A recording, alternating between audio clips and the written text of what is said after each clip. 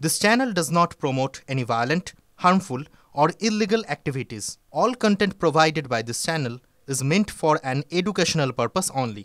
শহরের কলেজে কলেজে দাদাগিরি, কোথাও প্রেমদা, কোথাও সাব্বিরদা, তো কোথাও মনিরুলদা। দাদাদের দাপটে কলেজে ছাত্রছাত্রীদের প্রাণ ওষ্ঠাগত।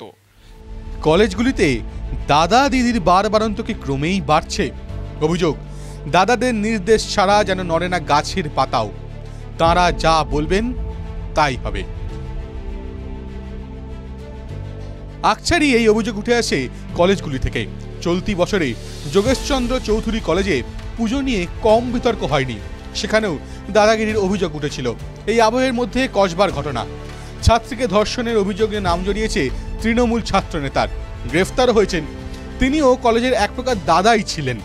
আর কসবা কাণ্ডের পর থেকেই কলেজগুলিতে তৃণমূল ছাত্র পরিষদের দাপট নিয়ে বিরোধী দলগুলি শুরু করেছে চর্চা। প্রশ্ন তুলেছেন, কেন কলেজগুলিতে এত বাড়বাড়ন্ত দাদা দিদিদের? কোন কলেজে কোন দাদা দিদি? কলেজ পড়ুয়াদের একাংশের দাবি, যোগেশচন্দ্র চৌধুরী কলেজে রয়েছেন সাব্বির দা, আশুতোষ কলেজে রয়েছেন সার্থক দা, তিনি আবার কলেজের হেড ক্লার্ক। রবীন্দ্রভারতী বিশ্ববিদ্যালয়ে রয়েছেন বাপ্পা দা।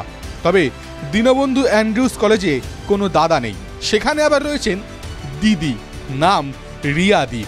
বিদ্যাসাগর কলেজে রয়েছেন মনিরুল দা, অপরদিকে সুরেন্দ্রনাথ কলেজে আছেন দেবুদা, আর চিত্তরঞ্জন কলেজে রয়েছে প্রেম দা।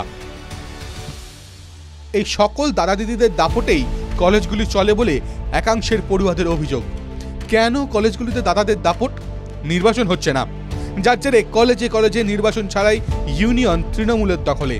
প্রায় প্রত্যেক কলেজের দায়িত্বেই রয়েছেন বহিরাগত টিএমসিপি দাদারা, তাঁরাই সর্বেসর্বা। নির্বাচন ছাড়াই দখলে ইউনিয়ন রোম। 2017 সালে কলেজগুলিতে হয়েছিল শেষ নির্বাচন, তারপর আর ভোট না হওয়ায় প্রাক্তনীদের দাপট ক্রমেই বেড়েছে বলে অভিযোগ। কলেজের অলিখিত প্রিন্সিপাল তারাই, প্রিন্সিপাল কিছু বললেই দাদাদের কথা মেনে তারপরে কাজ হবে। দাদাদের কথা না মানলে প্রিন্সিপালকে বদলি পর্যন্ত হয়ে যেতে হবে। কলকাতার বিভিন্ন কলেজে এই দাদা কালচার চলছে। দীর্ঘদিন ছাত্র সংসদ নির্বাচন হয়নি, ইউনিয়ন রুমগুলো তারপরেও শাসক দলের ছাত্র সংগঠনের দখলে, এবং বহিরাগত এক টিএমসিপি নেতা কিংবা সেই কলেজের প্রাক্তনী টিএমসিপি নেতা, যিনি কিনা ক্যাজুয়াল স্টাফ হয়ে সেই কলেজে বসে। বহিরাগতদের দাপটে যে কোনো দিন অন্য কলেজেও এই ঘটনা ঘটতেই পারে আশঙ্কা একাংশ প্রিন্সিপালদেরও। যোগেশচন্দ্র কলেজের অধ্যক্ষ পঙ্কজ রায় বলেন, না, আমাদের কলেজে যে দুর্ভাগ্যকর ঘটনা ঘটেনি এটা বলা যাবে না। সেই আমি আগের গভর্নিং বডির যখন প্রেসিডেন্ট ছিলেন, আমি সেই ছবি তুলে দেখিয়েছি। তাতে একজন গভর্নিং বডি মেম্বার বলছেন যে আপনি কি গোয়েন্দা? ছবিটা নিশ্চয়ই আমার হাতে এসছে, কোনোভাবে এসছে। ছবিটা আপত্তিজনক। আমি এটা করার পরে এখনো পর্যন্ত তার বিরুদ্ধে কোনো ব্যবস্থা নেওয়া হয়নি। তারপরেও সে আমার ঘরে এসে অনেক অসভ্যতা করে গেছে।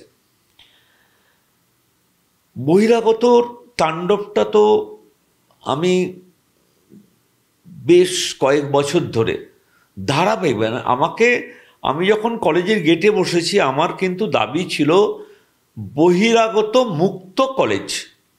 সেই গভর্নিং বডির মেম্বার যাকে বিশ্ববিদ্যালয়ে সরিয়ে দিয়েছে, তাকে আবার হায়ার এডুকেশন নমিনি করেছে 15 দিনের মধ্যে। আমি জানতে পারিনি, আমি বুঝতে পারছি না যে তারা কি চাইছে। যিনি বলছেন কেন বহিরাগতরা ঢুকবে না, যেখানে প্রেসিডেন্টরা কনজিকিউটিভ প্রেসিডেন্ট বলেছেন না বহিরাগত ঢুকবে না, অন্তত আনুষ্ঠানিকভাবে তারা বলেছেন। কিন্তু সেই গভর্নিং বডি মেম্বার যে বিশ্ববিদ্যালয়ের নমিনি ছিল, আমি চ্যান্সেলরকে, ভাইস চ্যান্সেলরকে অভিযোগ করেছি, তাকে সরানো হয়েছে। তার কি করে 10 দিনের মধ্যে তিনি আবারও কলেজে হায়ার এডুকেশনের নমিনি হয়ে এলেন, আমি বুঝতে পারছি না। পরিচালনা করছেন পুরো কলেজের, ইউনিয়ন পরিচালনা করছেন, শাসক দলের ছাত্র সংগঠনকে পরিচালনা করছেন, তার সঙ্গে সঙ্গে কলেজের প্রশাসনিক সিদ্ধান্ত তার সঙ্গে পরামর্শ করে প্রিন্সিপাল নিচ্ছেন। এভাবেই কলেজে কলেজে চলছে তৃণমূলের ছাত্র নেতাদের দাদাগিরি। ক্যামেরা গৌরবের সঙ্গে সুমন, টিভি9 বাংলা, কলকাতা।